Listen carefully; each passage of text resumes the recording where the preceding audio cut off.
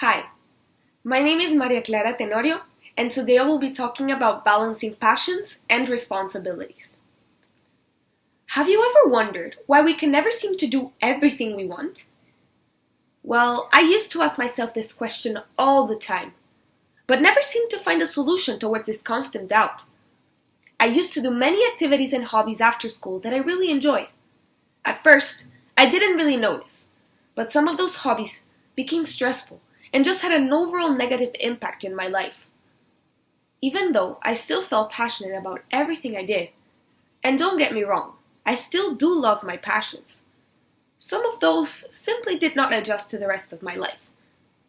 I won't lie, I'm no expert, but I do have personal experience and believe that anyone that has a positive message and is willing to share it can have an impact in the audience. My conflict with balancing passions and responsibilities started to change when I realized that only I had the power to change it. By combining both of those passions and responsibilities, I could live a fulfilling lifestyle and make something out of it. Turns out, you can do it too.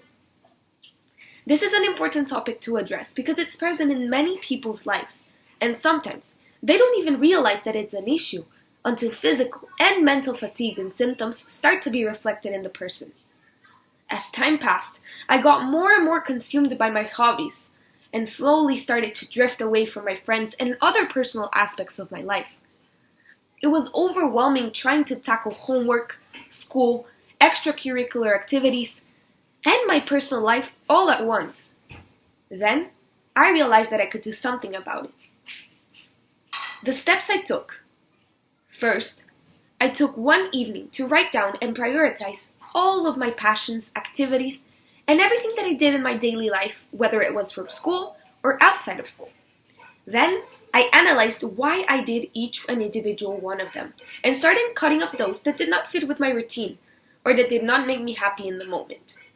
Lastly, I found a way of combining those that were left into something that could help me both balance my academic and personal life. Especially within the academic portion of a teenager's life, there are various strategies that can be used in order to balance schoolwork and other aspects of our own lives. For example, according to WGU.edu, a designated hour for studying or prioritizing what tasks to do first are good starting points for organization. This is a clear example of how my life started to change. This was the North Anglia Performing Arts Festival. And not only could I combine my passion for singing into an academic program, but I could also gain a special one-of-a-kind experience, and I could also travel thanks to it. And this experience could also be used in my curricular later on, being for artistic purposes or academic purposes. This is just an example of how you can combine what you love and make something out of it, which can be useful for you in the future. If you really enjoy something, that passion won't go away, and you can always make room for it later when you are in another phase or stage of your life. Maybe you concluded with one of the prioritized passions that you included previously, and now you can reincorporate that one hobby that you left out. It is important to remember that everyone's life is different, and so are the challenges and things that we each face in our daily lives. This is why I wanted to bring a topic that could be interpreted and reflected on differently from person to person. I learned that the most important thing is for you to be happy with yourself and what you do. The moment something you do for fun or pleasure starts to feel stressing, forced, or simply not adjusted to the rest of your life, that's a sign that you should do something about it. Your passions are meant to make you happy. After all, that's why there are your passions in the first place. As well as everything around us, our likes, opinions, passions, and many other things may change, and that is completely fine. Of course, everybody's life situation is different as previously mentioned. But this strategy is very malleable and can be adapted differently from person to person. My life started to change when I realized that only I had the power to change. Ever since I learned to not only balance my passions and responsibilities, but also remove those that didn't make me happy, my life has changed in a very positive way.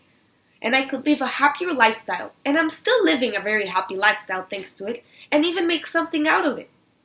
I encourage you to try this method with something that you would never expect to change. Get out of your comfort zone and try something new in order to extend that level of comfort once you're done. I am now more happy than I've ever been before. And turns out, all I needed was a little organization and a potion-like strategy to achieve what I needed in my life. But now, I ask you, what do you need in your life?